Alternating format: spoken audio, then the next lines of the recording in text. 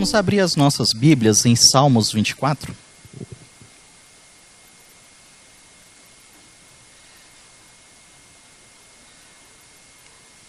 A meditação que vou trazer aqui nesta noite tem por título Agradando ao Dono da Casa.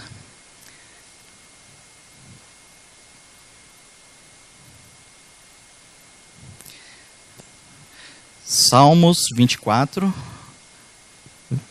verso 1 e 2.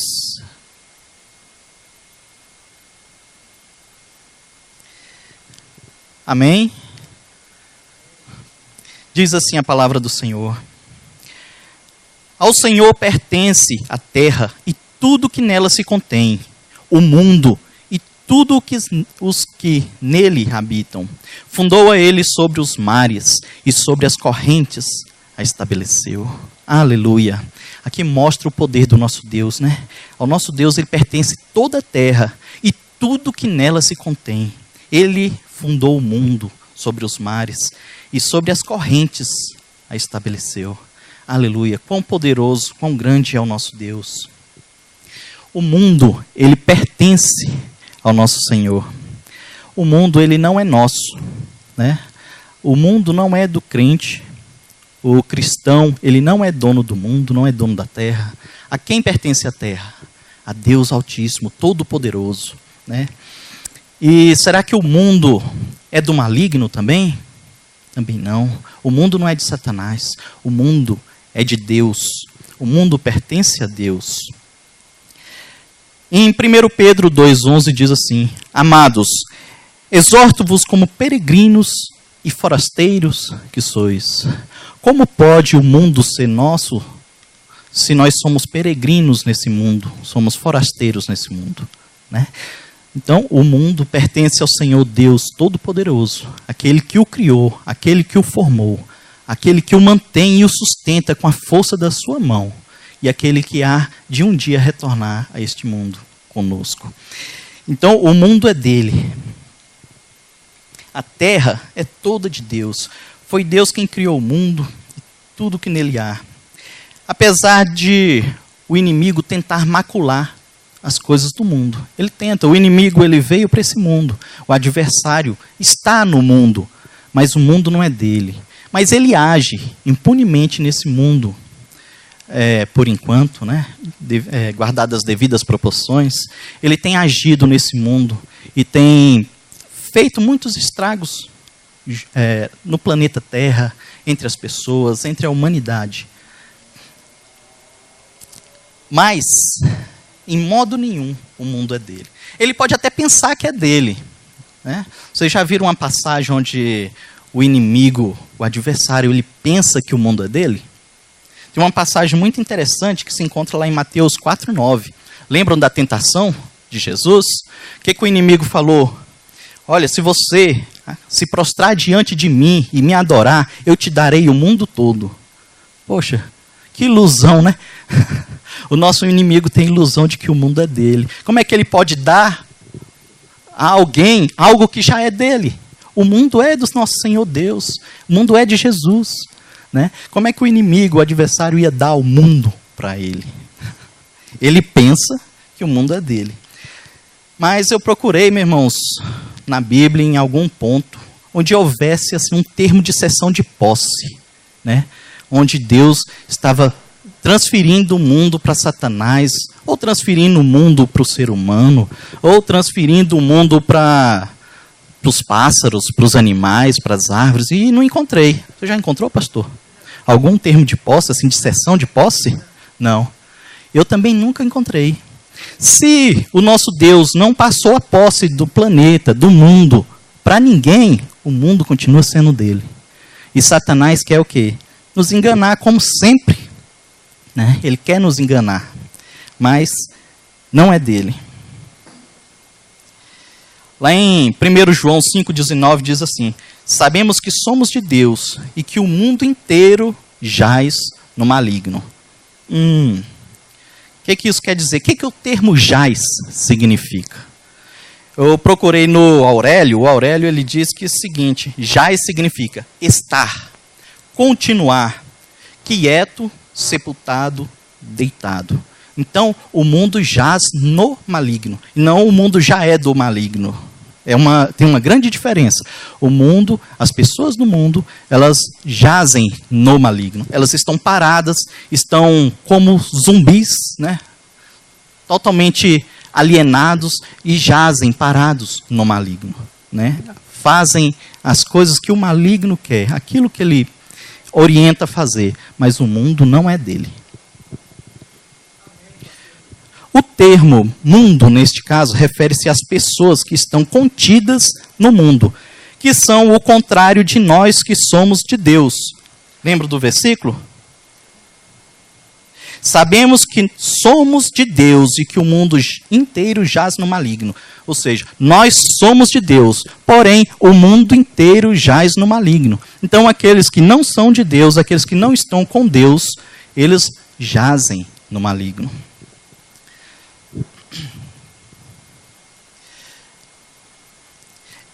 Para ilustrar esse fato, vamos pensar no seguinte.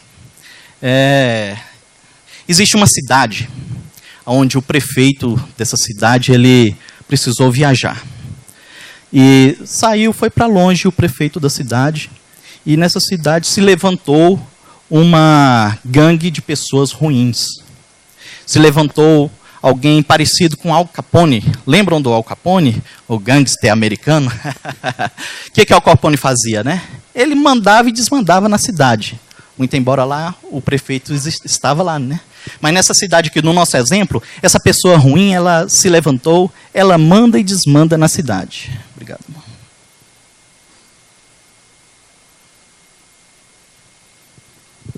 Manda e desmanda. Para onde ele vai, ele impõe as regras dele. Assim como o PCC, né? Lá nas favelas, como é que o PCC faz? Ele impõe as próprias regras dele. Não pode fazer isso, quem fizer isso vai morrer, vai para o micro-ondas, né? Se entregar a gente, morre, e se fizer aquilo, outro morre, e se fizer aquilo, outro morre. Então, você tem várias maneiras para você morrer lá no Rio. Então, é isso que o marginal, que a gangue, que o inimigo, que o adversário faz. Ele se levanta e procura estabelecer as suas próprias regras. Mas ele não é o dono da cidade. O gangster não é o dono da cidade. Quem é o dono da cidade? É o prefeito. O prefeito que viajou, que saiu, a autoridade constituída que saiu.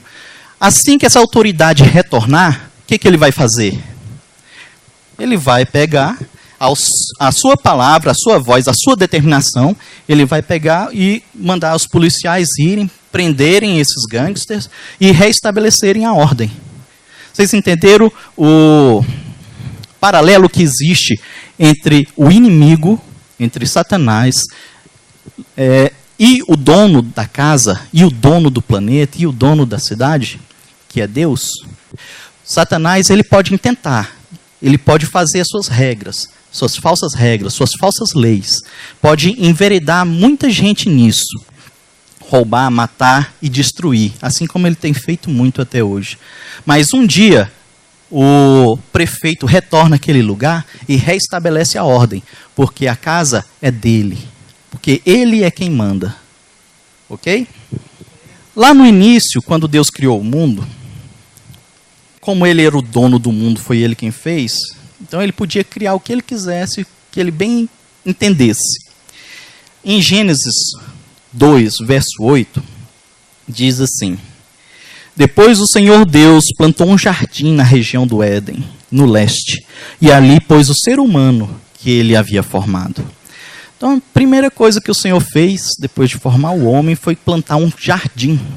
Ele plantou um jardim do lado do oeste e deu-lhe o nome de Éden.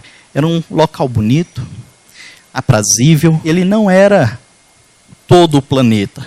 Ele estava em um determinado local geográfico e colocou ali, naquele local, o homem. E desde o início, Deus nos pôs como os cuidadores desse jardim, como está lá em Gênesis 2,15. Tomou, pois, o Senhor Deus ao homem e o colocou no jardim do Éden para o cultivar e o guardar. Isso Gênesis 2,15. jardim é o local de atuação de Adão. Vocês já passaram a pensar nisso? O jardim, ele não era o mundo inteiro. Ele era um local restrito, delimitado, onde Adão, ele tinha a incumbência de tomar conta. Tá? Tomou, pois, o Senhor Deus ao homem e o colocou no jardim do Éden para o cultivar e o guardar. O Senhor, nesse momento, não tinha falado para o homem tomar conta, cultivar e guardar todo o planeta Terra. Ele falou, olha, eu quero que você tome conta do meu jardim. O meu jardim, a obra-prima da minha mão, que eu fiz para você. Tá? Esse é o jardim de Deus.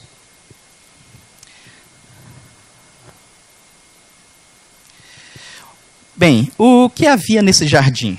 Lá em Gênesis 2, de 9 a 14, diz um pouquinho o que havia nesse jardim. Diz assim, do solo fez o Senhor Deus brotar toda sorte de árvores agradáveis à vista e boas para o alimento. E também a árvore da vida no meio do jardim, e a árvore do conhecimento do bem e do mal. E saía um rio do Éden para regar o jardim, e dali se dividia, repartindo-se em 4 braços. O primeiro chamava-se Pison, é o que rodeia a terra de Havilah, onde há ouro. Né? O ouro dessa terra é bom. Também se encontra lá o bidélio e a pedra de ônix. O segundo rio chama-se Gion. É o que circunda a terra de Cush. O nome do terceiro rio é Tigre. É o que corre pelo oriente da Síria. E o quarto é o Eufrates. Então, ali naquela região daqueles 4 rios, foi levantado o jardim de Deus. E Deus fez crescer ali toda espécie de árvore agradável. Agradável à vista. Por quê? Porque era um jardim. Um jardim não é um local bonito? Se fosse só árvores fechadas e mato, Deus faria assim. E criou o Senhor Deus uma floresta chamada Éden. Mas não foi floresta. Ou criou o Senhor Deus um campo chamado Éden. Não foi um campo. O Senhor Deus, ele criou um jardim. Uma coisa bela, uma coisa aprazível, gostosa. Onde o homem podia viver. Adão podia viver ali tranquilamente, com toda a alegria. Cheio de árvores boas, frutos bons, os animais no campo que não feriam, né? Então, havia tudo ali bom e agradável. Mas o que mais me chama a atenção é que nesse jardim, além de tudo isso, todas essas coisas boas, ali havia também a presença do Deus Altíssimo. A presença do Senhor estava no jardim do Éden, junto com Adão. Lá em Gênesis 3, 8, diz assim, ouviram a voz do Senhor Deus, que andava no jardim pela viração do dia. Quem ouviu? Adão e Eva. Eles ouviram a voz do Senhor Deus. O Senhor Deus estava no jardim. O Senhor Deus passeava pelo jardim, na viração do dia. O jardim do Éden era o local onde o homem estava em proximidade com Deus, que o visitava na viração do dia. Bom, antes que pensem que Deus criou o jardim do Éden, criou o homem para o homem cuidar do jardim, é o contrário, tá? Deus, primeiramente, ele criou o homem, formou o homem, e depois criou o jardim, e colocou o homem lá no jardim para o cuidar e o cultivar. Tá? Existem muitas correntes de pessoas que entendem isso ao contrário, que Deus criou o homem para cuidar do jardim. Não é isso. Tá? Deus criou o jardim para o homem. Lá em Gênesis 2, 7 e 8 diz, então formou o Senhor Deus ao homem do pó da terra e lhe soprou nas narinas o fôlego de vida, e o homem passou a ser alma vivente. E plantou o Senhor Deus um jardim no Éden, na direção do Oriente, e pôs nele o homem que havia formado. Amém, meus irmãos? Então, o jardim do Éden foi feito para o homem, e não o homem para o jardim. Está bem entendido? Está bem entendido aqui que a terra é de Deus, o planeta todinho ele é de Deus e não é do maligno? Amém? Está bem entendido que não é do homem, que nós, como seres humanos, não somos daqui, nós somos apenas peregrinos e forasteiros? Amém? Amém. E também que o mundo não é do inimigo, o mundo não é de Satanás, não é do adversário, muito embora ele está solto pelo mundo aprontando. Bem, dando prosseguimento, Paulo em Coríntios nos esclarece bem essa nossa relação com o Jardim do Éden, muito embora ele traz isso para a modernidade, para o homem pós-Jesus.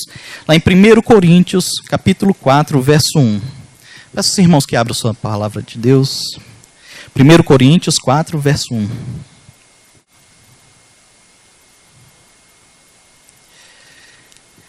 Diz assim: assim, pois, importa que os homens nos considerem como ministros de Cristo e dispenseiros dos mistérios de Deus. Dispenseiros dos mistérios de Deus e ministros de Cristo. Isso daqui é o que importa, que os homens, que as pessoas nos vejam, né? Nos vejam assim. O dispenseiro. O que é o dispenseiro? Dispenseiro é uma pessoa, a pessoa que tem a missão de cuidar da dispensa. O que é dispensa? A dispensa é o local onde se guarda mantimentos. Creio aqui que na casa de todos há uma dispensa. Há um localzinho onde você guarda os seus mantimentos. Né? Tem um armário, ou tem um quarto, tem alguma coisa. Ali é o local onde está o mantimento, onde você vai buscar assim que você precisa. O dispenseiro é exatamente uma pessoa que tem a missão de controlar o fluxo dos produtos que estão ali naquela dispensa. O quanto sai, para onde sai, a quem vai servir. Então, o dispenseiro é essa pessoa. A gente pode até fazer uma analogia do dispenseiro com aquela pessoa que cuida do almoxerifado nas empresas. Não sei se vocês já viram uma empresa onde vende peças de carro ou peças de computador, alguma coisa assim. Sempre tem um local separado, né? O vendedor está lá no balcão, faz a venda, corre lá no cara do almoxerifado, entrega um papelzinho para ele, olha, eu quero isso, isso e isso. Aí o cara lá do almoxerifado corre lá dentro, pega as peças que precisa e entrega para o vendedor entregar ao cliente. O dispenseiro é algo mais ou menos assim. É como essa pessoa do almoxerifado. Ele pega, recebe a requisição do que está sendo necessário, do que está faltando, corre lá dentro na dispensa, pega aquele produto e entrega para o vendedor. Né? Entrega para aquele que é necessário. É interessante também notar que a dispensa não é a casa toda. Ele é um quarto ou um armário onde estão guardados os produtos que em determinado momento vão ser necessários. Ok? Isso é interessante a gente notar. A casa e a dispensa. O planeta Terra e o Jardim do Éden. Existe um paralelo nisso daqui. O Jardim do Éden foi construído no mundo e o homem posto lá para o guardar e cultivar. Então a gente, entre a casa e o planeta Terra, entre Adão e o cristão, é interessante até que rima, né? O Adão e o cristão. Entre Deus Criador, que equipara-se ao dono da casa, tanto o jardim como a dispensa possuem o sustento para o homem e devem ser cuidados por ele. Né? Ou seja, a dispensa, a pessoa que cuida da dispensa, ela cuida da dispensa. Lá no Jardim do Éden, Adão cuidava do Jardim do Éden. O jardim e a dispensa têm como característica principal a presença de Deus. Lá, Deus estava lá no Jardim do Éden. Será que Deus está na dispensa? Opa, agora começou a encrencar, né? Será que Deus está na minha dispensa? Mais ou menos. Lá em 1 Coríntios 4:1 diz assim: dispenseiros dos mistérios de Deus. Os mistérios de Deus são os ensinamentos que o Senhor tem para cada um de nós. É a presença do próprio Deus vivo. Então a nossa dispensa não é aquela nossa dispensa lá de casa. A nossa dispensa que Deus está falando aqui é a dispensa dos mistérios de Deus, onde há tratamento, onde há direção, exortação, admoestação, o local onde há todos os atributos de Deus, onde o amor de Deus é manifesto. Essa é a despensa que o cristão precisa cuidar.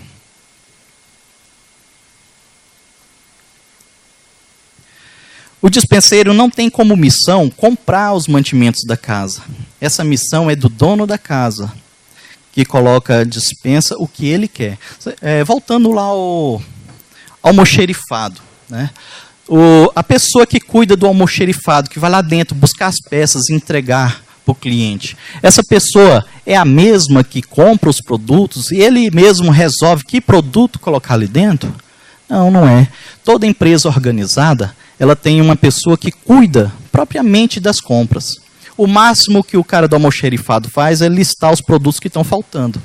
Se o dono da empresa vai comprar aquilo que ele quer ou não, isso é com o dono da empresa, tá? Então, trazendo um paralelo para a gente, a nossa missão não é criar doutrinas, não é criar filosofias. As doutrinas, as filosofias já foram feitas. São as que estão contidas na Bíblia. Isso são os produtos que estão à nossa disposição. Esses produtos, assim como Mauro Sérgio fez aqui hoje, né, e ministrou tão bem a palavra do Senhor, e ministrou na vida da gente, né, isso são os mistérios de Deus. Ele não veio aqui inventar nada, ele veio aqui ministrar a palavra do Senhor. Então, a dispensa, contido nessa dispensa existe tudo que Deus colocou lá. Deus colocou lá. Não são as nossas filosofias. Amém? Está bem entendido? Bom, queria falar um pouquinho também agora da característica do dispenseiro. Lá em 1 Coríntios 4:2, diz assim: ora, além disso, o que se requer dos dispenseiros é que cada um deles seja encontrado fiel. Cada um deles seja encontrado fiel. Amém. Que nós todos, como os dispenseiros dos mistérios de Deus, possamos ser encontrados fiéis. Porque isso é o que nos cumpre. O que é ser fiel? Ser fiel, segundo o nosso amigo Aurélio, é o seguinte: aquele que cumpre aquilo a que se obriga, leal, honrado, que não falha, firme, constante, perseverante e honesto. Isso aqui é uma pessoa fiel, aquele que cumpre o que se obriga, aquele que é constante, aquele que é firme, aquele que persevera e é honesto. Então, que nós sejamos perseverantes, firmes e que cumpramos bem o nosso propósito de sermos dispenseiros dos mistérios de Deus. Adão, quando foi colocado lá no jardim do Éden, o que o Senhor falou para ele? O Senhor Deus falou para ele: olha, eu vou te colocar aqui para você cuidar do jardim, cuidar e mantê-lo, cultivar. Para nós, no Novo Testamento, Paulo fala, inspirado pelo Senhor Deus, para nós sermos o quê? Sermos dispenseiros fiéis, cuidarmos da dispensa e fazermos aquilo que nos foi proposto para fazer com fidelidade. Com fidelidade, meu irmão. Lucas 12:42 diz assim: disse o Senhor: quem é, pois, o mordomo fiel e prudente, a quem o Senhor confiará os seus conservos, para dar-lhes o sustento ao seu tempo? Quem será? Vou ler de novo. Quem é, pois, o mordomo fiel e prudente, a quem o Senhor Deus Todo-Poderoso confiará os seus conservos, para dar-lhes o sustento ao seu devido tempo? Quem será essa pessoa? Será que sou eu? Será que é o pastor Daniel? Pastor Elton? Pastor Cláudio? Pastor Eliezer? Será que somos nós? Ou será que não precisa do título de pastor para ser um ministro de Deus? Não precisa, meu irmão. Continuando, está escrito: bem-aventurado aquele servo, a quem o seu Senhor, quando vier, achar fazendo assim. Achar fazendo como, meu irmão? Sendo fiel. Aquele servo, quando o Senhor voltar, e o Senhor o achar sendo fiel, verdadeiramente vos digo que lhe confiará todos os seus bens. Aleluia. Imagina a profundidade disso aqui, meu irmão. O dono da casa está falando que se ele retornar, no momento que ele retornar, e encontrar você fiel, verdadeiramente uma promessa que está escrito aqui na Bíblia, na palavra do Senhor, Paulo, inspirado pelo Senhor Jesus, verdadeiramente vos digo que ele confiará todos os seus bens. Amém. Quem não quer ter acesso a todos os bens do rei da terra? Quem não quer ter acesso a todos os bens do dono da casa? Quem seria bobo o suficiente para não querer uma coisa dessa? Eu gostaria. E qual é a promessa? Meu irmão, se você for fiel nas coisas de Deus, se você for fiel ao ser dispenseiro dos mistérios de Deus, assim que o Senhor retornar, assim que o Senhor colocar os olhos em você e te ver dessa forma, fiel, o Senhor lhe colocará na sua mão todos os bens dele, todos os bens da casa. Amém? Está entendido? Amém. Entenderam, né? Amém. Graças a Deus. Bom, esses bens, eles são do servo? O servo, ele tem direito a alguma coisa? Pensa um escravo. O escravo, ele é dono de alguma coisa? Não, o escravo não é dono nem da própria alma. Tudo pertence ao dono da casa. Tudo pertence ao Senhor. Entretanto, o mordomo, o servo, o escravo que cuida da despensa e que cuida com zelo, ele pode usufruir de todos os bens que estão na casa. O mordomo comia da comida do seu senhor? O que vocês acham? Sim? O mordomo, ele comia da despensa? Ele se alimentava? Claro que sim, meu irmão. Ele se alimentava daquela despensa. A despensa era dele? Não, é do dono da despensa. Mas ele se alimentava do que ali estava contido. O mordomo usufruía da casa? Ele podia ir no banheiro? Podia, meu irmão. A casa estava a dispor do mordomo, então a casa não é dele, mas ele podia usar o sanitário. Ele podia ir dormir no quarto? Podia. A casa não é dele, o quarto não é dele, mas ele podia usar. Graças a Deus. O Senhor é um Senhor compassivo e benévolo. Não é todo o dono de escravo que faz esse tipo de coisa, não. Só o nosso dono. Glórias a Ele, por Ele ser um dono maravilhoso, um dono bom. O mordomo, ele usufruía dos animais do seu senhor? O que vocês acham? Sim. Quando ele precisava se locomover de um lugar para o outro, ele podia pegar um animal, pegar uma carruagem e ia para o campo, alimentar as pessoas que estavam no campo, podia ir na cidade. O mordomo, ele usufruía dos móveis? Igualmente, também ele podia usufruir dos móveis. Tudo que estava na casa, ele usufruía. Se a casa estivesse sempre em ordem e os trabalhadores possuíssem o que eles precisavam para o seu trabalho, o mordomo poderia usufruir dos bens do Senhor enquanto ele vivesse. Nada seria dele, mas ele poderia usar. Que é como se fosse dele, né? Ele poderia usar todos os bens enquanto ele vivesse. Voltando, 1 Coríntios 4:1. Assim, pois, importa que os homens nos considerem como ministros de Cristo e dispenseiros dos mistérios de Deus. Então, como eu já disse aqui, os mistérios de Deus, o que são? Os mistérios de Deus são os ensinamentos contidos na palavra do Senhor.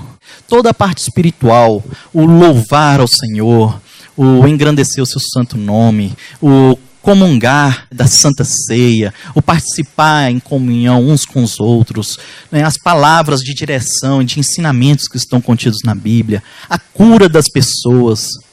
Tudo isso são os mistérios de Deus. Tudo isso, o dispenseiro do Senhor precisa ser fiel nesse trabalho e ministrar àqueles que precisam a palavra do Senhor, conforme a necessidade de cada um. Mistério, segundo o dicionário, de novo nosso amigo Aurélio, ele escreve assim: primeiro, é um segredo religioso. 2, cada uma das verdades da religião cristã, impenetráveis à razão humana e impostas como artigo de fé. 3, tudo quanto a razão não pode explicar ou compreender. 4, coisa oculta que ninguém tem conhecimento. Coisa oculta que ninguém tem conhecimento. Então, tudo isso são relativos, são mistérios, coisas misteriosas. É interessante que o mistério da palavra do Senhor, apesar de tão claro, tão óbvio, escrito e entregue a cada um de nós, ela ainda permanece oculta a tantas pessoas. Tantas pessoas ainda não compreendem, não têm sequer acesso à palavra do Senhor, não gostam, não querem ler, não querem aprender, não querem saber da palavra do Senhor. Eles acham que é loucura, né? Porque a palavra do Senhor realmente ela é loucura aos olhos natural, né? Ela intenta contra a alma do ser humano. Por isso, cada um de nós, como mordomos do Deus vivo, temos o dever de ministrar ao nosso próximo a palavra do Senhor. Para isso, Deus nos deu a cada um de nós ferramentas adequadas para o cumprimento dessa missão. Então, o nosso Deus, ele simplesmente não falou, olha, está aqui a chave da despensa e controla aí, se vira. Não foi isso que Deus fez. Deus é um Deus bom, um Deus correto, um Deus que nos fez, conhece a cada um de nós, sabe as nossas limitações, sabe até onde cada um de nós pode ir. E esse Deus poderoso, Criador, ele também diante de todas essas nossas limitações, ele nos deu algumas ferramentas de trabalho, para que nós possamos ser fiéis naquilo que foi proposto. Mateus 25, 14 e 15 diz, pois será como um homem que, ausentando-se do país, chamou seus servos e lhes confiou seus bens. E a um deu 5 talentos, a outro 2 e a outro 1. A cada um segundo a sua própria capacidade. E então partiu. Entenderam? A cada um segundo a sua própria capacidade. Ele deu os talentos. A cada um segundo a sua capacidade. E partiu. Foi viajar. Essa parábola dos talentos é uma parábola extremamente rica. Ela complementa bem essa mensagem que estou trazendo hoje sobre o dispenseiro, né? Aquele que cuida da dispensa do Senhor. O ser fiel ao cuidar das coisas de Deus. Essa palavra dos talentos, ela enriquece demais esse texto. Muito embora nosso horário já está correndo, né? Eu não posso me alongar muito nisso, mas eu trago assim na próxima mensagem, a próxima oportunidade que eu tiver, eu trago para a gente complementar essa palavra, falando sobre os talentos. Neste momento vamos ficar só numa ideia básica. Os talentos são as ferramentas de trabalho que o nosso Senhor nos confiou, a fim de que cumpríssemos a nossa missão de ser... Qual é a nossa missão? Ser despenseiros dos mistérios de Deus. Amém? Amém. Os talentos são coisas tangíveis, visíveis. São as nossas ferramentas. Podemos agrupar essas ferramentas em 2 categorias distintas, que são os dons e os bens. Os dons não são coisas tangíveis? São coisas tangíveis, sim. O dom está em você e você gera, manifesta aquele dom. Tá? Então são coisas visíveis ao olho nu. Os dons e os bens. Os dons são características como atitudes e ações dadas a uma pessoa, podendo ser os dons espirituais, naturais e adquiridos. Então nós temos 3 categorias de dons que nós podemos ter, que o Senhor nos dá. São os dons espirituais, os dons naturais e os dons adquiridos. Ok? Interessante. Quais são os dons espirituais? São aqueles que estão na Bíblia, aqueles que são citados lá em Coríntios, né? E Paulo cita, o dom da fé, o dom da língua, o dom do amor, da cura, dom de profecia. Tantos dons espirituais que são manifestos no nosso meio, né? Aqui no nosso meio nós temos pessoas que têm vários dons, né? Dom de curar, pessoas que têm o dom de orar, pessoas que têm o dom do amor. Se você ainda não tem, meu irmão, o seu dom, eu aconselho, busque diante daquele que pode dar, porque ele vai te dar o seu dom. Busque com afinco. Deus, ele é galardoador, ele é aquela pessoa que dá bons presentes, e ele te dará um dom. Amém? Temos os dons naturais. Esses dons naturais são aqueles dons que nós nascemos com ele. Como, por exemplo, tem pessoas que nascem cantando praticamente. Antes de falar, já canta. Uma voz maravilhosa, a pessoa canta bem pra caramba, toca bem. Um exemplo disso é o João Paulo. Antes dele nascer, ele já tocava bateria na barriga da mãe dele. É muito interessante, João Paulo. É um dom, assim, maravilhoso. Eu fiquei maravilhado quando eu vi, né, o dom do João Paulo. Outros dom de cantar, né? Tem pessoa que tem o dom de escutar. Tem pessoas que não têm paciência para escutar ninguém. Mas tem pessoas que têm o dom de escutar, né, de ouvir a queixa do outro, de ouvir a reclamação, de ouvir a situação triste, né, e de ouvir as alegres também, né, que não só de coisas ruins vivem, né, o cristão, mas de coisas boas também. E por último, nós temos os dons adquiridos. Que são esses dons adquiridos? Esses são basicamente aqueles que estão na nossa área profissional, como por exemplo, o dom da pessoa de ser mecânico, pedreiro, eletricista, programador, engenheiro, né, vendedor, professor, médico e etc. Né? Então esses são os dons adquiridos, aqueles dons que a pessoa estudou, se esforçou, aprendeu. Isso é um dom, meu irmão, isso é um dom de Deus também. Tá? Isso é um dom dado pelo Senhor e que é uma ferramenta de trabalho na sua missão como mordomo dos mistérios de Deus. E os bens? Outra ferramenta que dispomos, fornecida pelo dono da casa, são os bens. Deus é o bom Senhor, o Senhor que deseja que a missão seja completada com sucesso. Para isso, Ele entregou a seus mordomos. Quem são os mordomos de Deus aqui? Oh, aleluia, glória a Deus! A nós, os bens foram dados pelo dono da casa, a cada um de nós que somos mordomos. Tá? Os bens são nossos? Não, meu irmão, tudo que existe nos céus e na terra é dele, é do Senhor. Tá? Nós somos gerentes. Ele nos deu dons espirituais e nos deu alguns bens. Para quê? Para que nós possamos ser fiel na nossa missão. Adão tinha acesso a toda planta, a todo animal, a tudo que fosse material dentro do jardim.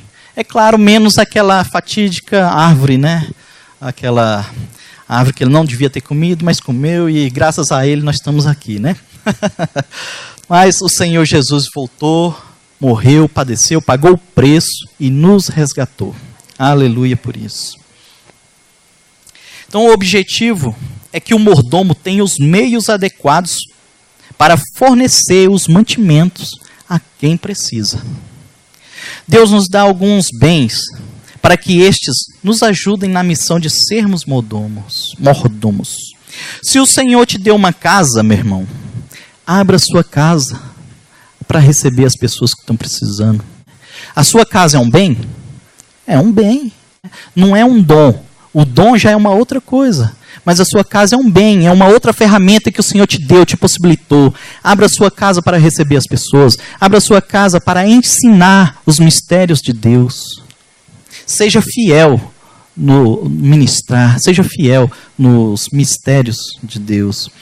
Se o Senhor te deu dinheiro, meu irmão, use o seu dinheiro. Ponha gasolina no seu carro, ponha gasolina no carro do irmão. Se o Senhor te deu dinheiro, faça uma compra para o irmão que está precisando. Meu irmão, o dinheiro não é seu. O dinheiro é para você usar com um fim, com uma finalidade. Está entendido, meu irmão? Essa questão de bens é tão complicada da gente falar, né? Porque ela mexe com o bolso de tanta gente. E às vezes a gente se constrange em falar, a gente se constrange em escutar.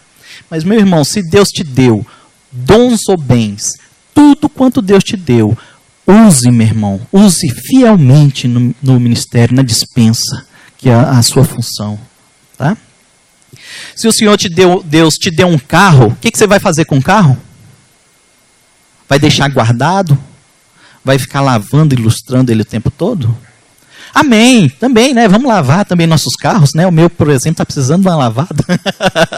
A gente pode usar os carros, mas a gente também pode pegar o nosso carro e ir lá onde o irmão está passando por uma dificuldade, o casamento dele está quase acabando, ou ele foi acidentado e está no hospital. Vamos lá visitar, vamos lá ajudar, vamos lá acudir. O carro que Deus nos deu serve para isso, para nos levar serve também para trazer, né? O irmão não tem carro, quer ir para a igreja, ou está precisando, veio para a igreja, o carro quebrou, vamos ajudar, vamos transportar. O nosso carro é a serviço do reino. Amém?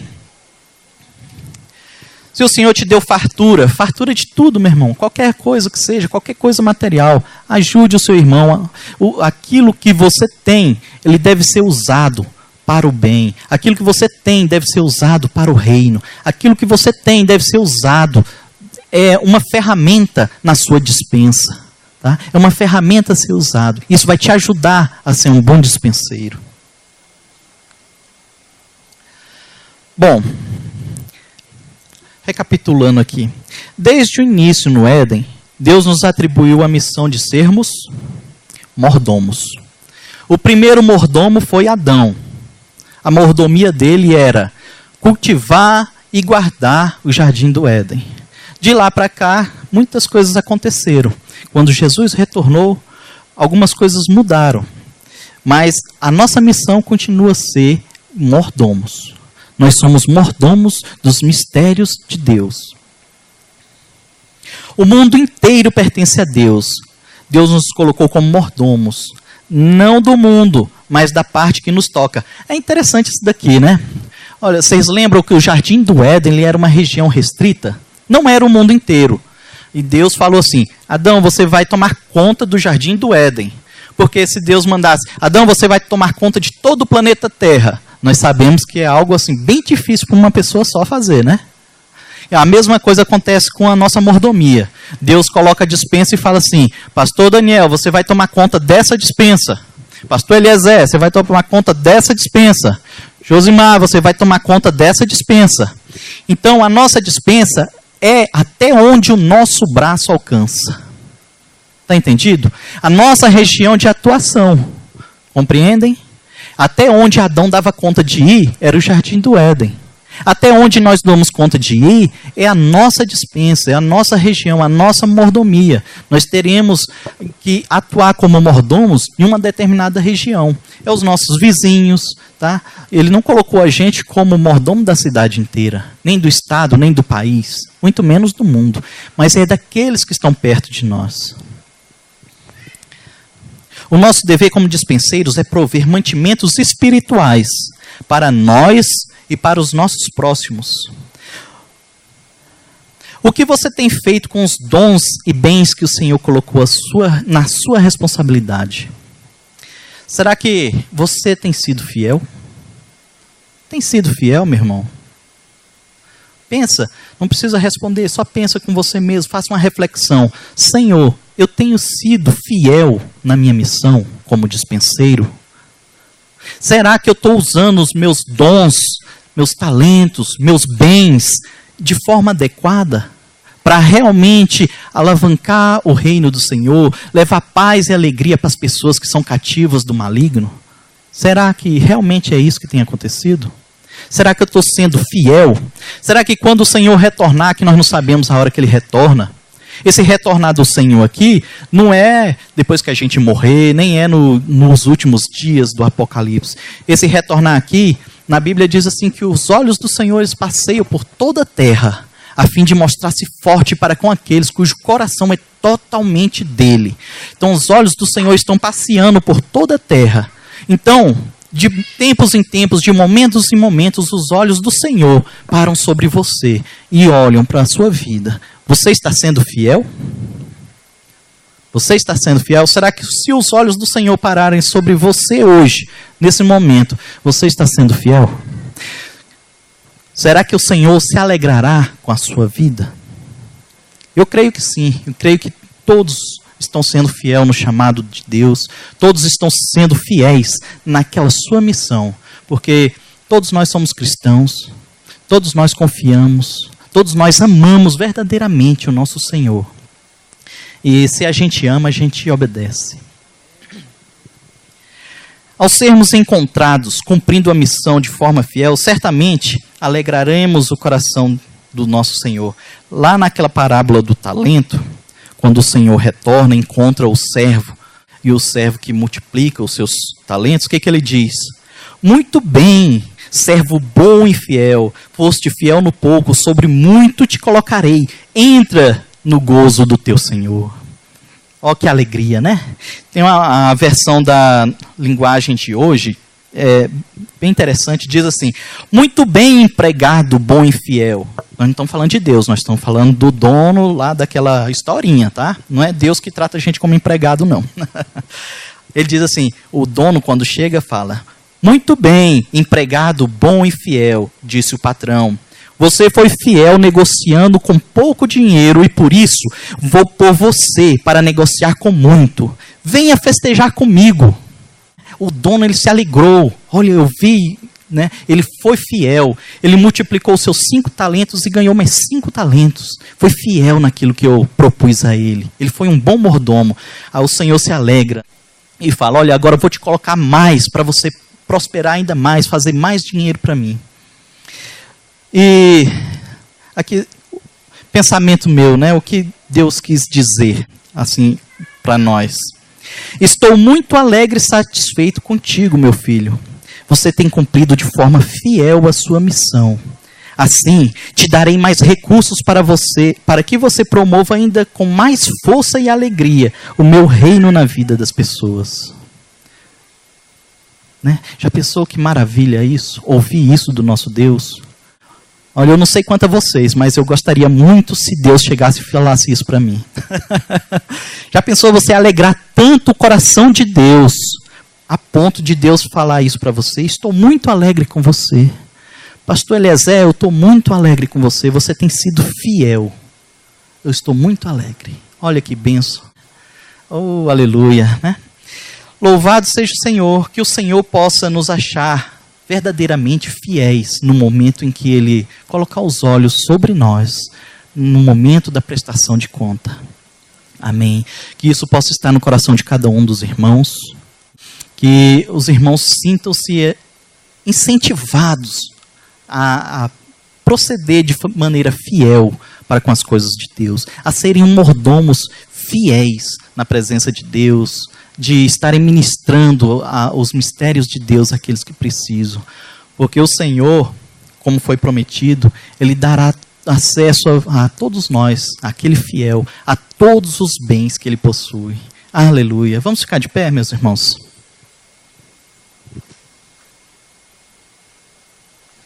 Vamos estar orando. E se você, meu irmão, está triste, porque, ao seu ver, você ainda não está sendo um ministro fiel, um dispenseiro fiel das coisas de Deus, coloque isso na presença do Senhor nesse momento, né? Coloque esse sentimento na presença de Deus e se posicione verdadeiramente. Fala: Senhor, eu quero ser fiel. Eu quero ser um dispenseiro fiel dos teus mistérios na vida das pessoas, né? Faça essa oração aí mesmo onde você está, para que o Senhor ouça a sua voz, para que o Senhor te dê essa graça, essa força de ser um dispenseiro fiel dos mistérios dele.